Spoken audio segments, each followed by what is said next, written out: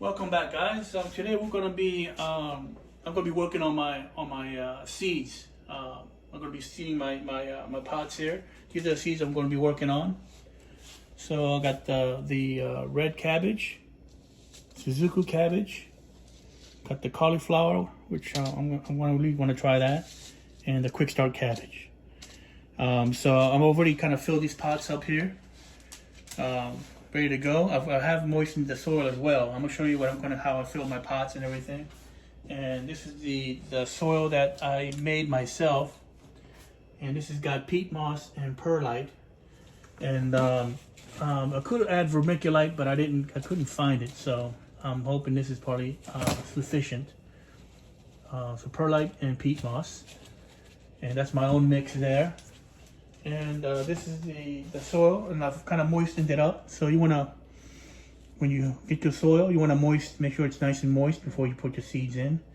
It also make sure it kind of clumps up like this. Easy clumps, and then it can break out. There's no water pouring out. So that's perfect right there. And I'm gonna do my cauliflower, snowball cauliflower. So all I gotta do is these are 3.5 by 3.5 inches deep. Little pots, and you want to pack it in there. Not too tight, but you kind of pack the soil.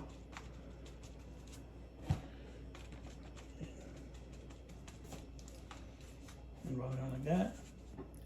Nice little container there. So let's put that aside. Let's do another one, and I'm going to be. I hope this seed mix works. I got 2 bags of store-bought pot seed mix, which I'm going to use as well. So I'm going to see which mix does well. You know, hopefully mine does pretty good, or just the same as the store-bought one. So we'll find that out. All right, another one to go. Snowball cauliflower comes here. Got my helper Lucy over here. You know, she's right beside me. Never leaves my side. So she has some opposable thumbs. I'll have her do some pots, but she doesn't. So she's just gonna stand and watch. So we're gonna continue here. I'm gonna do 3 for you because this gets pretty old quick. So I'm just gonna show you what I do with my seed starts. I'll show you my rack as well. The rack of for my all my seed lights and so forth. All right, so this snowball cauliflower as well, so let's put it right here. Let's get the seeds in. All right, so I usually do about maybe 2 to 3 seeds per container. This is a newer. These seeds are not that old, so I think they'll do well. They'll germinate pretty well. So let's poke a little hole here. I'm gonna do 3.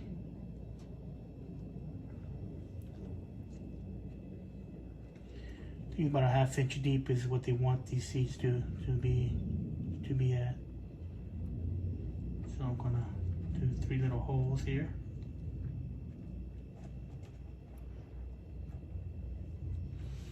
All right, tiny little seeds. So let's do 1 per hole.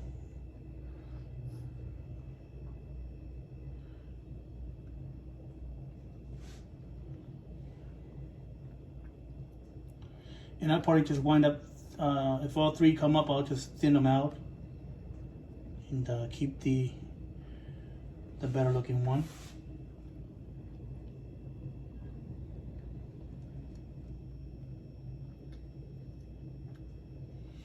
All right, just cover these up.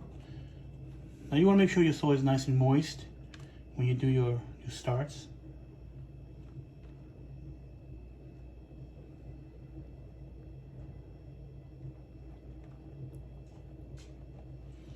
Let's do a couple more, a few more. So this is the cauliflower, so and I already pre-moistened these. These are nice and moist. And I'm going to poke some holes in there.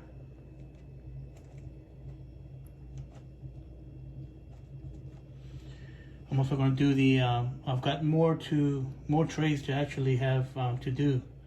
So I'm going to be working on that over the weekend and try to get them all done. My plan is to hopefully have these germinate by at least March. On the seed packet it says from 5 to 15 days to germination. So I'm hoping that that I'll get at least some good size seedlings for March at least to plant them out there if the ground's gonna be pliable to do that. So I'm hoping that maybe by March I'll be able to put these out there under some cover if I have to. So we'll see how that goes. I'll show you my. I'm gonna also do. I'm gonna do some shallots as well. And I'm gonna put that on a flat tray with some soil instead. Just scoop out the onions seedlings as they mature. I might do those in pots too. I haven't decided yet. So let's cover these up real quick. And these are done. So I'm gonna separate these so I know which ones are done. And I'll get the rest of these later on today. Let me show you. My seeding tray. I'll put them over here real quick. Seed rack.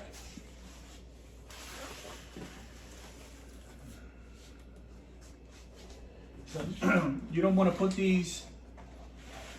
You don't want to put these under. I don't put my brassicas under any heat. I don't put a heat mat to them. I just let them sit at room temperature, and that should be fine. I found out if I turn on the heat mat to germinate these, they'll start to grow leggy and they're not really good plants. So no heat mat required for at least the brassicas when I do mine. So and it's come out pretty well. So hopefully in 5 to 15 days they'll be up, and then I'll be able to plant them outside in March. So thank you for joining me, guys, and stay tuned for more videos. I'm going to be finishing up the rest of my my seedlings today. I'm going to put them in the racks here. Another thing too, if you have a wire rack like this, put some cardboard underneath on the top of the shelf. It helps retain some of that heat when you do when you use your heat mats. It retains some of that heat versus that going through the rack. So that's insulated with cardboard as well. All right, guys, thank you for joining me, and I hope to see you guys soon for the next video. Take care and have a great day.